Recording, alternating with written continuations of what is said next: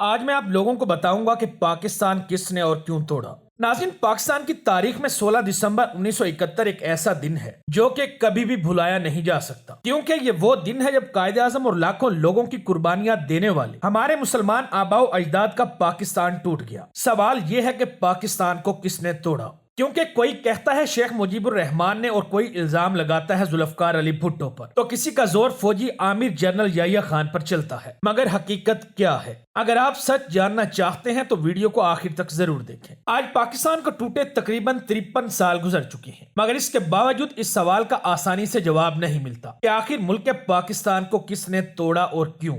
حقیقت یہ ہے کہ اس وقت کے تمام سٹیک ہولڈرز نے اپنا اپنا حصہ ڈال کر بدترین اور شرمناک ترین کردار ادا کیا، یہاں تک کہ انہوں نے بھی پاکستان توڑنے میں کوئی کسر نہیں چھوڑی جن کا کوئی نام نہیں لیتا، جیسے جنرل ایوب خان اور بہت سے دوسرے نام۔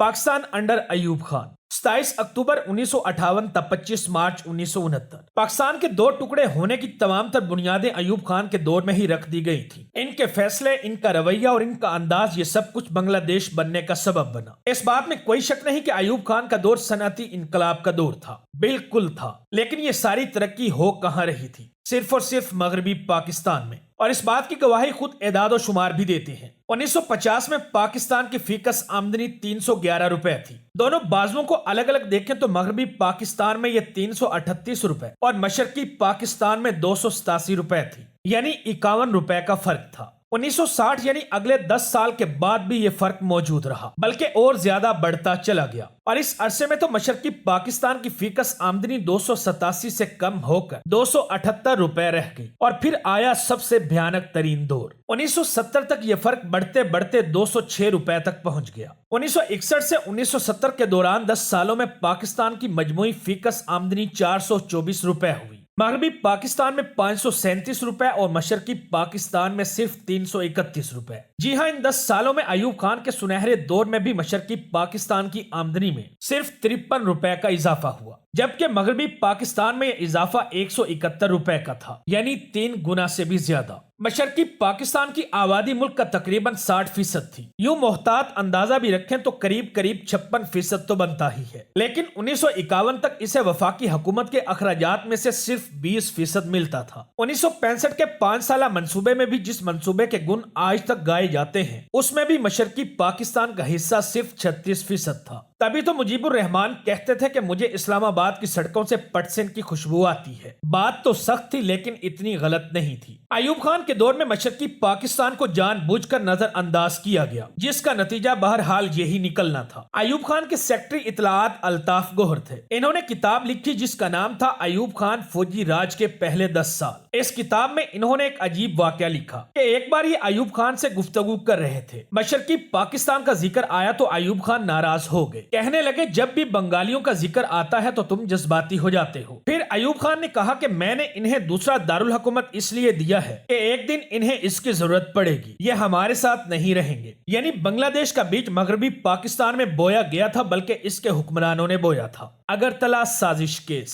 اگرتلہ سازش بھی ایوب خان کے دور حکومت میں ہی ہوئی تھی۔ یہ 6 جنوری 1968 کا دن تھا جب کئی لوگ گرفتار کیے گئے۔ ان پر الزام تھا کہ انہوں نے بھارت کے ساتھ مل کر پاکستان توڑنے کی سازش کی تھی۔ مقدمے میں عوامی لیگ کے سربراہ مجیب الرحمان کا نام بھی شامل کیا گیا۔ سب کو گرفتار کر کے قید کر دیا گیا، کچھ کو تو جیل میں ہی مار دیا گیا، جس پر مشرقی پاکستان میں غم و غصہ بڑھتا چلا گیا۔ عوام کے جذبات عروج پر ہوتے ہیں، یہاں تک کہ 1969 میں یہ مقدمہ واپس لے کر مجیب الرحمان کو رہا کر دیا جاتا ہے۔ شیخ مجیب الرحمان پہلے سے بھی زیادہ مقبول ہو جاتے ہیں اور خطرناک بھی، اس لیے کہہ سکتے ہیں کہ سقوط ڈھاکہ کی بنیادیں اصل میں ایوب خان کے دور میں ہی رکھ دی گئی تھی، جس پر بنگلہ دیش کی تعمیر ہوئی اگلے دور میں، یعنی کہ یحییٰ خان کے دور میں۔ پاکستان انڈر یحییٰ خان 18 ستمبر 1966 تا 20 دسمبر 1971۔ پاکستان کے سیاہ و سفید کے اگلے مالک یحییٰ خان تھے، جو کہ پاکستان کے صدر، چیف مارشل لا ایڈمنسٹریٹر، وزیر دفاع اور وزیر خارجہ بھی تھے۔ انہوں نے ملک میں انتخابات کروانے کا اعلان کیا۔ دسمبر 1970 میں وہ الیکشن ہوئے جس نے پاکستان کی قسمت کا فیصلہ کر دیا۔ سارے اندازے غلط ثابت ہوئے۔ شیخ مجیب الرحمان نے مشرقی پاکستان میں کلین سویپ کر دیا۔ انہیں اتنی بڑی اکثریت مل گئی کہ انہیں وزیر اعظم بنانے کے کے علاوہ کوئی راستہ نہیں تھا، لیکن یحییٰ خان نے یہ راستہ نہیں چنا۔ انہوں نے مغربی پاکستان میں زیادہ سیٹیں جیتنے والے ذوالفقار علی بھٹو کا ساتھ دیا۔ اس کے بعد شیخ مجیب الرحمان کو گرفتار کر لیا جاتا ہے۔ 25 مارچ 1971 کو مشرقی پاکستان میں ایک آپریشن کا آغاز ہوتا ہے، پوائنٹ آف نو ریٹرن،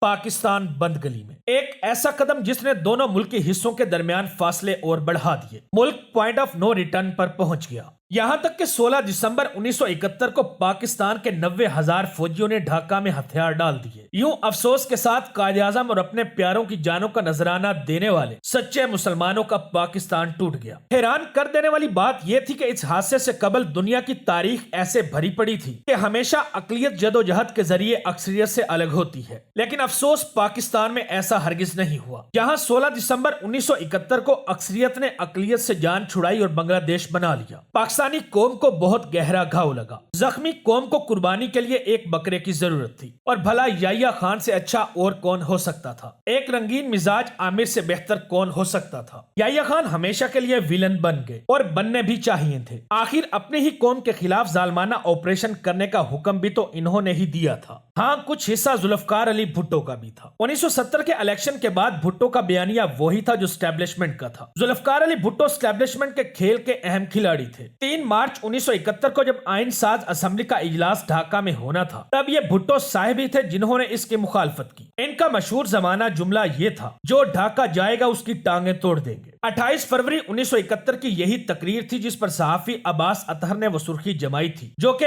آج تک بھٹو سے چپکی ہوئی ہے، ادھر ہم ادھر تم۔ پاکستان توڑنے والے تمام کرداروں میں صرف شیخ مجیب ہی ایسے ہیں جنہوں نے اپنا کردار تسلیم کیا۔ بنگلہ دیش بننے کے بعد BBC کو انٹرویو دیتے ہوئے شیخ مجیب الرحمان نے کہا کہ میری زندگی میں خوشی کا سب سے بڑا دن وہ تھا جس دن بنگلہ دیش بنا۔ جب ان سے سوال کیا گیا کہ آپ بنگلہ دیش بنانے کا کب سے سوچ رہے تھے، تو انہوں نے کہا بہت سالوں سے، لیکن مغربی پاکستان میں یہ سب کچھ ہو جانے کے باوجود سب خاموش رہے۔ حکومت پاکستان نے اتنے بڑے سانحے کی تحقیقات کا آغاز کیا۔ جسٹس حمود الرحمان کی قیادت میں ایک کمیشن بنایا گیا۔ 300 سے زائد گواہوں کے بیانات لیے گئے۔ پہلی رپورٹ 1972 میں اور دوسری رپورٹ 1974 میں پیش کی گئی، لیکن اس رپورٹ کو ایسے سنبھال کے رکھ دیا گیا جیسے ہم نے ایٹمی اثاثے سنبھال کے رکھے ہوئے ہیں۔ حمود الرحمان کمیشن رپورٹ آج تک منظر عام پر نہیں آئی، کم از کم سرکاری سطح پر تو بالکل بھی نہیں لائی گئی۔ ناظرین، پاکستان ٹوٹنے میں صرف ان شخصیات کا ہی نہیں اور بھی بہت سے فیکٹرز کا ہاتھ تھا۔ پہلی وجہ مغربی پاکستان کی نوکر شاہی اور عسکری قیادت کو خطرہ تھا کہ اگر سیاسی نظام کو جمہوری انداز میں چلایا گیا تو بنگالی ہمیشہ اقتدار میں رہیں گے، اس لیے لفظ جمہوریت آپشن ہی نہیں تھا۔ بنگال سے تعلق رکھنے والے وزیر اعظم خواجہ ناظم الدین کو پنجاب کے غلام محمد نے برطرف کیا، اور ایسی بدعت شروع ہوئی کہ اس کا خمیازہ بعد میں آنے والی کئی جمہوری حکومتوں کو بھگتنا پڑا۔